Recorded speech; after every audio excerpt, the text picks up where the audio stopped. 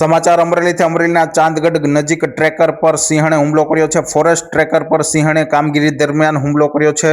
તો અમરેલીના ચાંદગઢ ગામની સીમમાં ફોરેસ્ટના ટ્રેકર જે કામગીરી દરમિયાન સિંહણ દ્વારા અચાનક હુમલો કરવામાં આવ્યો છે। શેત્રુંજી નદી પાર કરીને એમના ચાંદગઢ વિસ્તારમાં સિંહણ છે તે પહોંચી હતી।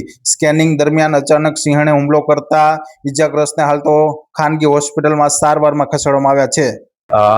મહેરબાન નાયબ વન સંરક્ષક શ્રી વન્યજીવ વિભાગ પાલિતાણા શેત્રુંજી વન વિભાગ ના માર્ગદર્શન હેઠળ અને તેમના પરમિશનથી હું ડૉક્ટર રાજન જાદવ મદદનીશ વન સંરક્ષક શ્રી શેત્રુંજી વન વિભાગ અમરેલી આપના માધ્યમથી જે આ ઘટના બની છે કે જેમાં અમારા એક ટ્રેકર એવા જે વન્યજીવોની સંભાળ લેતા હોય એવા ગોસાભાઈ ચોરિયા ને આજે વન્ય પ્રાણી દ્વારા ઈજા કરવામાં આવી છે।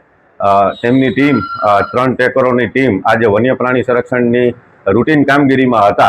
એ દરમિયાનમાં મેસેજ મળતા કે સિંહણ જે છે એ શેત્રુંજી નદી પાર કરીને એમના વિસ્તારમાં આવી છે, એટલે લાગુ સ્ટાફ દ્વારા તેમની સાથે સ્કેનિંગ કરતા સિંહણ દ્વારા અચાનક હુમલો કરવામાં આવ્યો છે।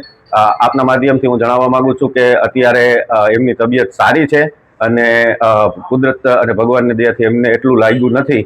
પણ આપના માધ્યમથી હું દરેકને એ પણ વિનંતી કરવા માંગુ છું, આજે ચોમાસાની સિઝન છે અને ઘણી જગ્યાએ ઝાડ ઝંખાડ અને ઘાટું થઈ ગયું હોય તો સીમ વિસ્તારમાં આવતા જાતા લોકો ધ્યાન રાખે અને ક્યાંય પણ આપણને વન્ય પ્રાણીને લગત કોઈ બાબત હોય તો આપને ખ્યાલ જ છે કે 1926 નામની આપણી હેલ્પલાઇન છે, એમાં તરત સંપર્ક કરે।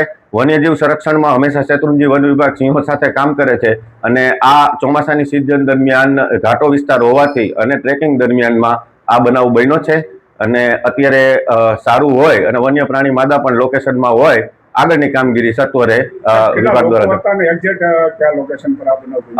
આ એક્ઝેક્ટ શેત્રુંજી નદી પાર કરતા આપણે આંબા ગામથી આગળ ચાંદગઢ વિસ્તાર જે આપણો શેત્રુંજી લીલિયા રેન્જનો ચાંદગઢ રાઉન્ડ અને ચાંદગઢ બીટનો વિસ્તાર છે તેની અંદર આ બનાવ બન્યો છે અને બાકી અત્યારે બીજું કોઈ 3 ટ્રેકરો સાથે હતા અને એમના બીટગાર્ડ પણ સાથે હતા। એટલે સ્કેનિંગની જે રૂટીન કામગીરી હતી જેમાં સમાચાર હતા તે પ્રમાણે રૂટીન કામગીરી કરી રહ્યા હતા।